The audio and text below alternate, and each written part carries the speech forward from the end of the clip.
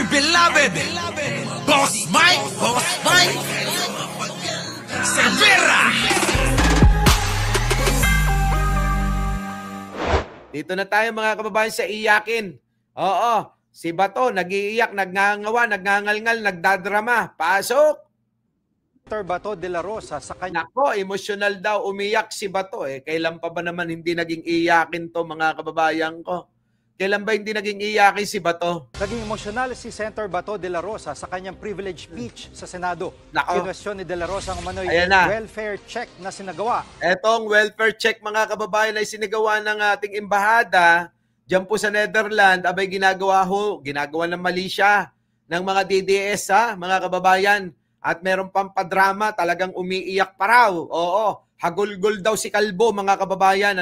Hagulgol, ano ba hinahagulgol nito? Siguro mga kababayan, naghahagulgol dahil nga malapit na rin dakpin ng ICC.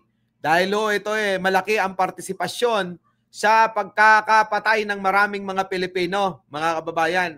Ng Philippine Embassy kay dating Pangulong Duterte habang nakakulong sa ICC. Hindi raw komportable para sa dating Pangulo na bisitahin siya ng mga opisyal ng pamahalang nagpakulong sa kanya. Paano mo naman nalaman na hindi komportable? Hindi mo nga dinadalaw. Ito naman si Kalbo, ito naman si Bato de la Rosa. Paano mo naman lalaman na hindi komportable?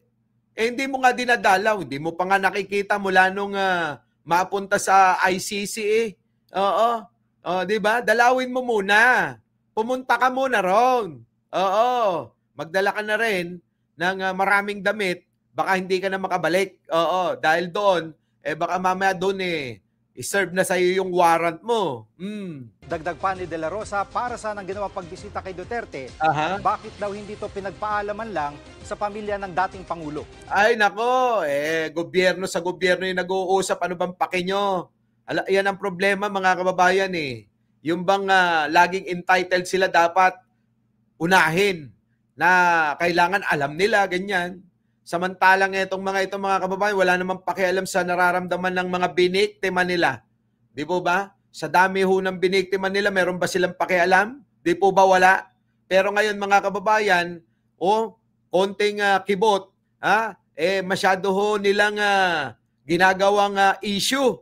Oo, ano ba naman problema kung dalawin ng embahada, para ma-check kung nasa ayos pang kalagayan si Digunyo.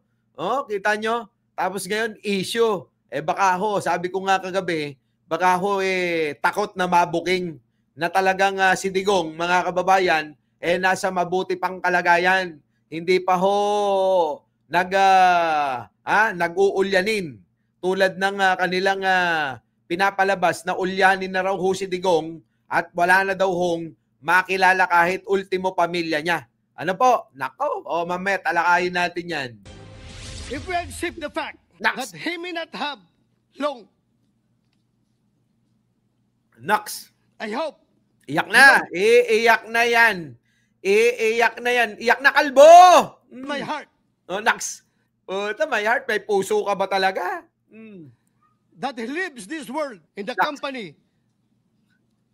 Ano pinagsasabi mo? Oo.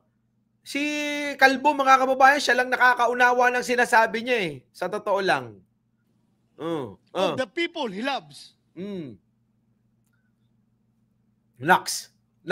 Iyak na. Iyak na. Ayaw na umiyak, mga kababayan, pero naiyak daw yan. Sabi rito, umiyak si Bato. Sabi, mga kababayan. Pero eto kasi, mga kababayan ko, itong ginagawa ni Bato ng mga drama na to, ginagawa rin ni Sara at ginagawa rin ng iba nilang mga kasama. Yung po bang pati yan, simpleng pagdalaw, issue. Kasi nga wala na pumapansin sa mga to Kaya kailangan nila magpapansin. Oo. Hindi rin nila alam o mali yata yung advice ng kanilang mga adviser na sa tuwing gumagawa sila ng drama, nawawalan ng gana ang taong bayan sa kanila. Paunti-unti na Unti-unti na hindi nila namamalayan na wala na silang taga-suporta.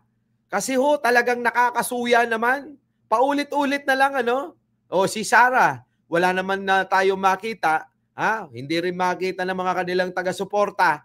kung anong improvement meron si Sara para maging presidente nila. Wala rin ho eh. Meron ho ako nakakausap ng mga DDS, ang sinasabi nga mga kababayan, para saan? Oo.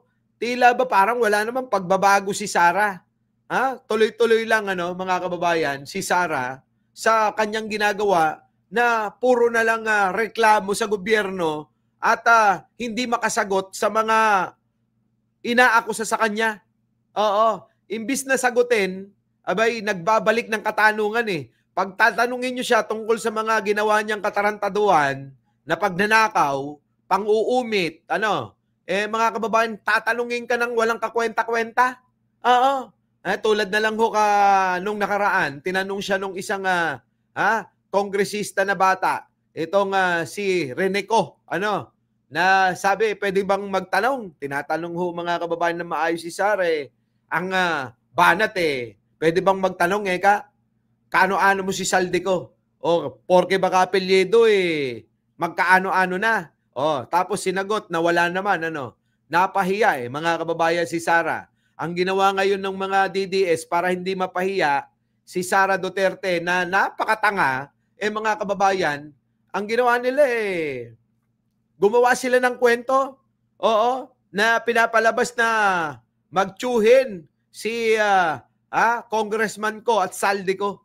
Oo, yan, mga kababayan. Ganun talaga style ng mga yan.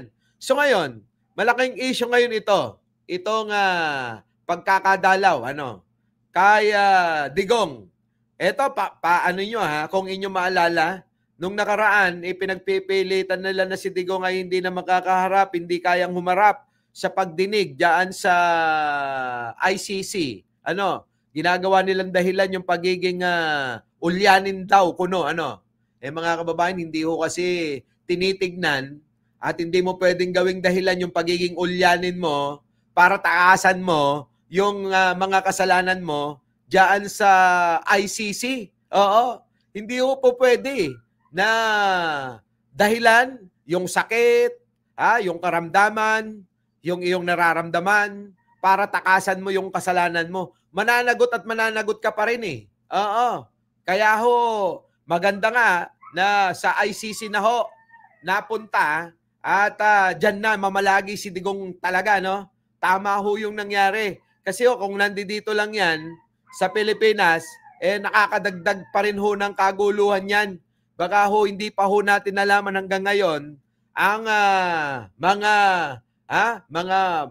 mga etong problema sa flood control, itong mga magnanakaw na to, malamang hindi pa rin ho na didiscover ni Pangulo. Our beloved Boss Mike!